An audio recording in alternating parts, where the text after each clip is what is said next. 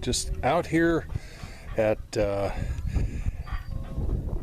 field trial with our Arizona Pointing Dog Club, with my dogs Mauser and Zane, having a fun old time, going out looking for birds and just doing what I like to do when I got my spare time with my dogs. So we had a good time. As usual, you all know that I'm a wood carver, and I thought since we're out here, I'll show you the shotgun that I'm using today. One that I carved up myself a couple of years back with my dog Mauser on it and some quail. It's a 28 gauge Weatherby semi-auto shotgun, and it's a lot of fun to carry because it's so light. And we had a wonderful time out there today. So I've just wanted to touch base with you a little bit, and today we're going to, on this video, we're going to show you some basket weave. Basket weave is what we're looking at right over here. This is basket weave that you see on the grip. What I've done there is I took the press checkering out, I shaved it out, and I recarved that into a basket weave. And basket weave is really good for a grip. It has a good feel, and it also has a lot of history on firearms. I mean, carving basket weave has been around on many guns for since guns were made in the 1700s and the 1800s in Germany, when they did a lot of carving on wood back then. So it's very old, and it really fits well on a shotgun. And get you a little bit of feel for what you could do if you wanted to try and do this type of work. I look forward to talking with you again, and hope you have a great day. Goodbye from Coolidge, Arizona.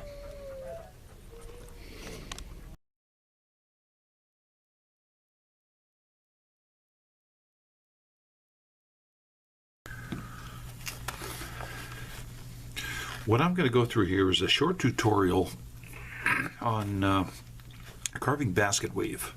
What I have here is a partially completed gun stock, and I have done the leaves, most of the work on the leaves, and now I'm going to put in the actual basket weave in the area that I've already shaved off the old checkering. So the first thing I'm going to have to do is I'm going to this is a pattern that's from a Mylar sheet that actually you just copy in a copy machine. So what I'm going to do here, and what I already have done, is I've cut it out to pretty much to shape, but now I'm going to take an X-Acto knife and I'm going to cut all the edges exacting so that I have a pattern that fits right into that area. When that's done, we'll start the work. Okay, now I have cut out the basket weave pattern, and you can see that they are about the weave itself is about the same width as the voids. I tend to make this a little bit different. This is my own style of carving, no one else's. Some people follow the lines exactly. I tend to make the cuts on the outside of the weave to make the weave wider and the voids smaller. I just like the looks of that, and I'll show you how I do that.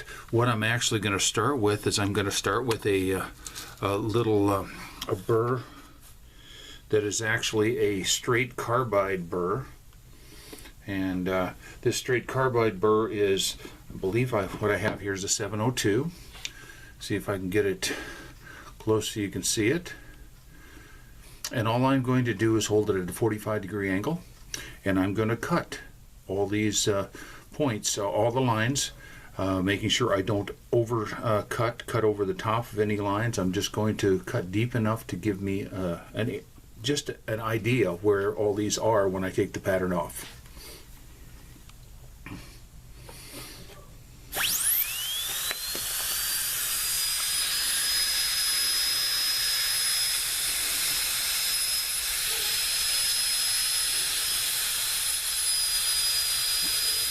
just a little bit of cut. That's all you need to do.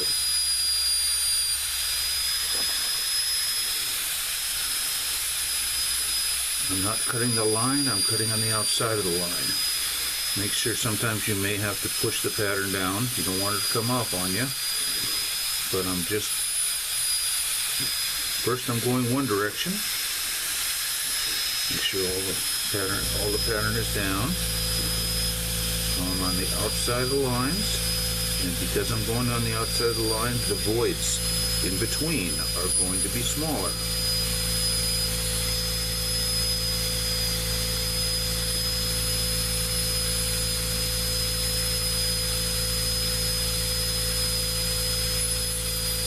Don't need to go deep. Don't need to go deep at all. This is just going to give you an indication on where you're going to work.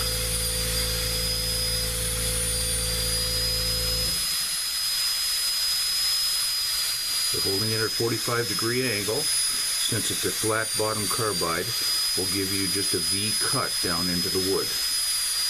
And that's all you want to do. Quick little V cut in. And make sure you get all the cuts in. Make sure you look when you're done. Make sure you haven't missed it. It's easy enough to miss them. Make sure you start the one line and before you go into the other. You don't want to cut into the cross lines.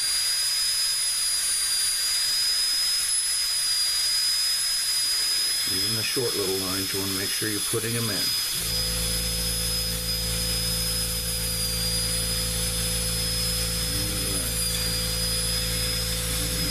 There's one I missed. See how easy it is to do that? There's another little one I missed. Okay, now I'm going to turn this 45 degrees. Turn this around so it's easy for me to do this. See if you can see this.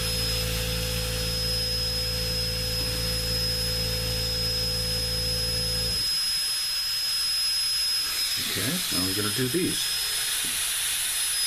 Once again, cutting on the outside of the line, which is making sure that the voids end up being smaller. Like I said, as of right now, if I cut the lines exactly, the voids in between each one of these weaves would be the same size as the weaves themselves. I just want the weaves to be wider. This is my own style, my own likes, so that's the reason I do it. So you're going to find as you go along, you'll find what you like and what you like better, and go ahead, do it. It's your carving.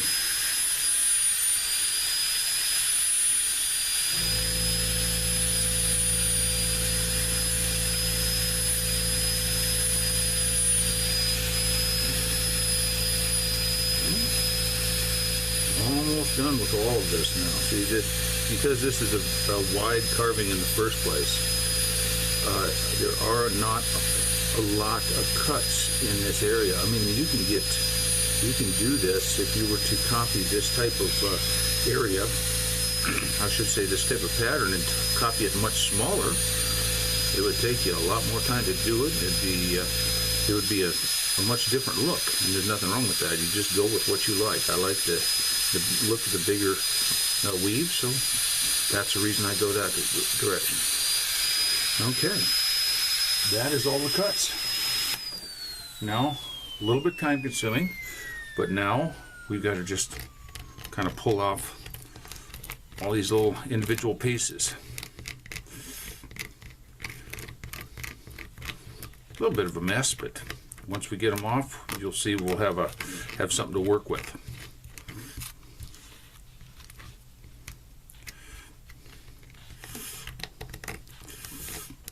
There's no real easy way to get them off either. You just got to scrape fingernail. Some people use a brush or a toothbrush. If that works for you, great. Just for some reason it doesn't seem to work for me.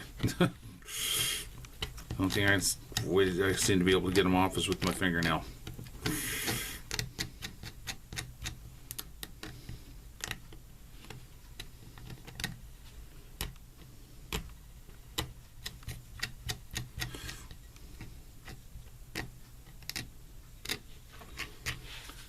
Okay. And see if I can get... These are still being sticky. Let's see.